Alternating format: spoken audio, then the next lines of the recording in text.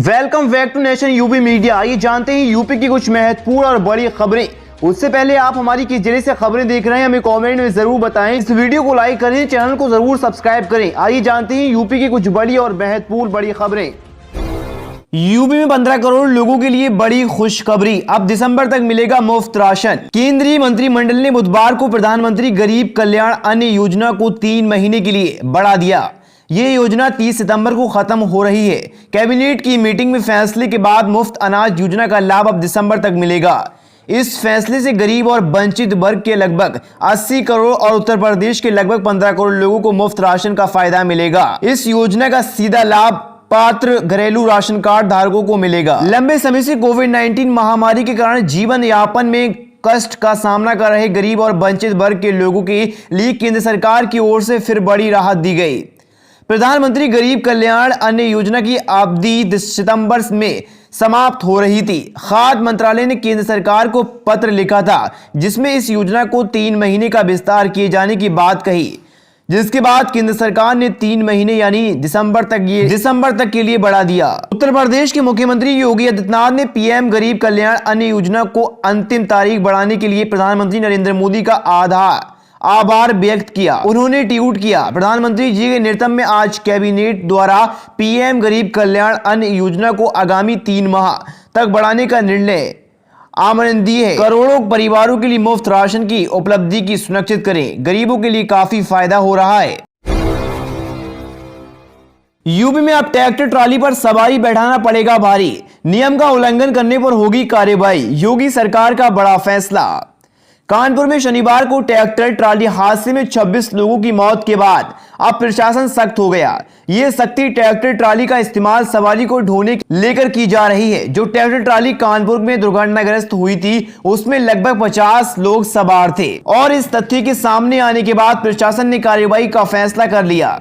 बता दें कि कल रात को सीएम योगी आदित्यनाथ ने भी जनता से अपील की थी कि वे इसका इस्तेमाल केवल खेती संबंधित काम के लिए करें, वे इसका इस्तेमाल सवारी को ढोने में ना करें। अब यातायात निर्देशालय की ओर से जारी बयान में कहा गया है कि निर्देश विशेषकर जिलों के ग्रामीण क्षेत्र में माल वाहक वाहनों जैसे ट्रैक्टर ट्रॉली डाला डंपर का इस्तेमाल सवारियों को ढोने में ना करने के लिए जारी किया गया है। इसमें कहा गया है कि सभी जिले के जिला अधिकारियों के साथ सामान्य बैठक करते हुए ग्राम पंचायत के ग्राम प्रधान और पंचायत सचिव के माध्यम से ग्रामीण क्षेत्रों में व्यापक प्रचार प्रसार किया जाएगा।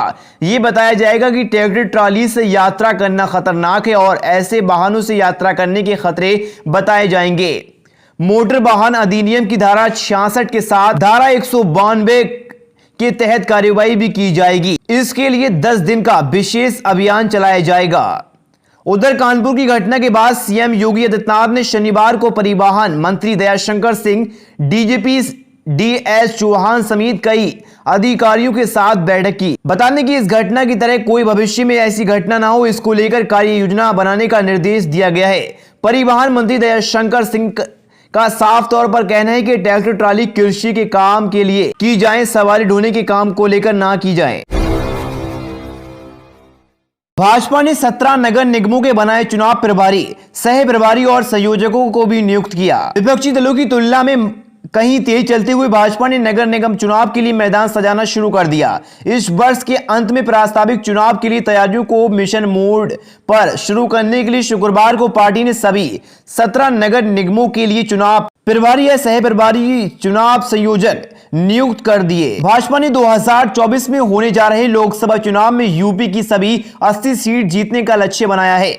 उससे पहले होने जा रहे नगर निकाय चुनाव को लेकर भी पार्टी उतनी ही गंभीर है, क्योंकि इन चुनावों के परिणाम से ही माहौल बनाया जा सकता है। इसे देखते हुए नगर निकाय की भी सभी सीट जीतने की रणनीति पर काम किया जा रहा है। सरकार और संगठन के बीच समन्वय पर जोर देने वाली पार्टी ने इन चुनावों के लिए प्रभारी सह प्रभारी और संयोजक बनाने में इसका पूरा ध्यान रखा है। नगर निगमों में सफलतापूर्वक चुनाव कराने की जिम्मेदारी सरकार के मंत्रियों के साथ ही संगठन के वरिष्ठ पद अधिकारियों को भी सौंपी गई।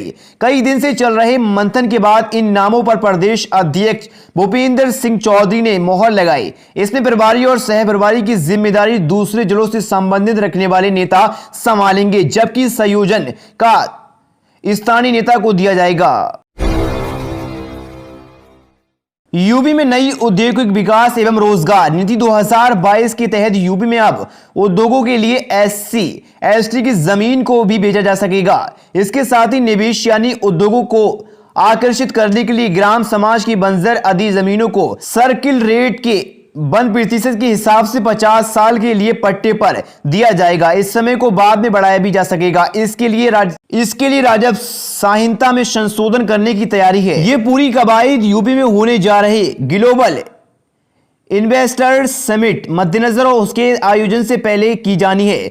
कुल मिलाकर प्रदेश में उद्योगों की सस्ती भूमि आवंटन के लिए एक बड़ा बैंक बनाया जाएगा। इस भूमि के आवंटन में 100% विदेशी निवेश वाली इकाइयों को विशेष रूप से प्राथमिकता दी जाएगी। दैनिक जागरण की एक खबर के अनुसार इन्वेस्ट यूपी के मुख्य कार्यपालक अधिकारी CIO अभिषेक प्रकाश का कहना है कि पिछली नीति का उद्देश्य भी उद्यमियों को प्रोत्साहन देना था, लेकिन अनुदान को लेकर वह कुछ असमंजस में रहते थे। इसे देखते हुए पहली बार विकल्प आधारित मंडल या नीति में प्रस्तावित किया गया है। अब